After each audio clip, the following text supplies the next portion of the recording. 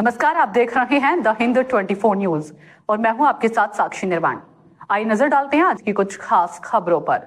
केंद्रीय गृह मंत्री अमित शाह ने हाल ही में एक बयान दिया है जिसमें उन्होंने कहा है कि भारत में मुस्लिम आबादी की वृद्धि दर घुसपैठ के कारण बढ़ी है, न कि जन्म दर के कारण। उन्होंने कहा कि पाकिस्तान और बांग्लादेश से आए हुए घुसपैठिए इसके लिए जिम्मेदार हैं। शाह ने अपनी डिटेक्ट, डिलीट और डिपोर्ट नीति को दोहराते हुए कहा कि उनकी सरकार घुसपैठियों को पहचान कर मतदाता सूची से उनका नाम हटाकर और देश से बाहर करेगी। अमित शाह के इस बयान का उत्तराखंड वक्फ बोर्ड के अध्यक्ष शादाब शम्स ने समर्थन किया है।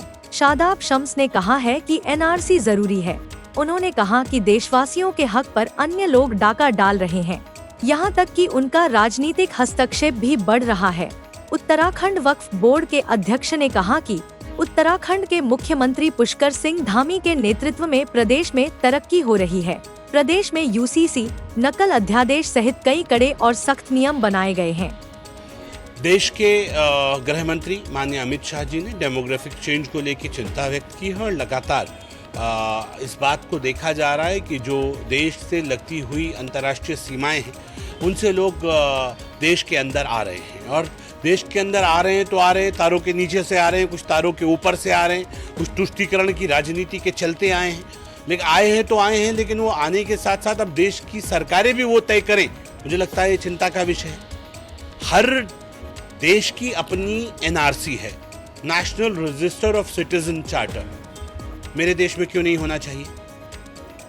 देश के मुसलमानों को उनका हक नहीं मिल रहा है, लेकिन जो बाहरी लोग हैं वो क्योंकि वोट बैंक बना हुआ है कुछ दलों का, उसके लिए मातम किया जा रहा है। देश के मुसलमानों के हालात, जस्टिस सच्चर कमेटी की रिपोर्ट आई, मुसलमानों के हालात बद से बदतर हैं। उनके हालातों पे चिंता करने की कोई जहमत नहीं उठा रहा है। वो हालात बद से बदतर किसकी सरकारों में हुए, क्यों हुए, ये अलग विषय है, लेकिन उस पर चिंता नहीं है। चिंता है बाहरी वोट बैंक हमें कैसे मिले, हम उस बाहरी वोट बैंक के लाभ लेते हुए कैसे सत्ता तक पहुंच जाएं। मुझे लगता है ये तुष्टीकरण की राजनीति की प्रकाष्ठा है और इस तुष्टीकरण की राजनीति के चलते जो हो रहा है, अगर अमित शाह जी उस पर सवाल उठा रहे हैं तो मुझे लगता है वो सवाल जायज है। क्या उत्तराखंड के युवा मुख्यमंत्री पुष्कर सिंह धामी जी ने भी डेमोग्राफिक चेंज के लिए लगातार आवाज उठाई?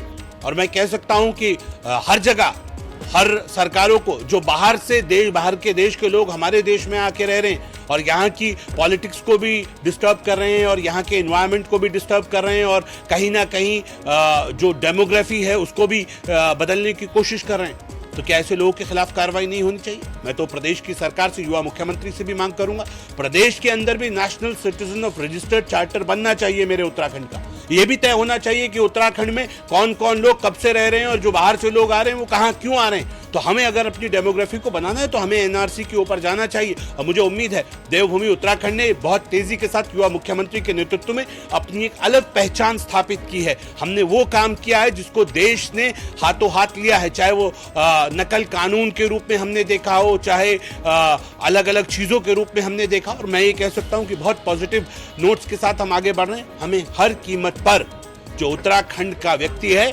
उसको उत्तराखंडियत का लाभ मिले, बाहर के लोग उत्तराखंड के को ना चलाएं, बाहर के लोग आके यहाँ की सरकारों को तय ना करें। जो बाहरी देश के लोग आकर देश की सूरत को, प्रदेश की सूरतों को बदलना चाहते हैं, इनका बारे में कहीं ना कहीं जांच होनी आवश्यक है और वो होनी भी चाहिए। उसके लिए मुझे उम्मीद है युवा मुख्यमंत्री से पर्सनल तौर पे मैं भी मिलूंगा तो इस बात को कहूंगा कि अब तो देश की सरकारें भी यही चाहती हैं जो प्रदेश की सरकारें चाहती हैं, तो मिलकर एक बहुत सुंदर वातावरण, एक सुंदर देवभूमि उत्तराखंड बने, उसके लिए सबको मिलकर कोशिश करनी पड़ेगी। और जो देश प्रदेश के लोग हैं सबका सहयोग मिलेगा, सत्ता पक्ष विपक्ष का सहयोग मिलेगा, तो मुझे लगता है आने वाला वक्त बहुत बेहतर है। देखते रहिए द हिंद 24 न्यूज।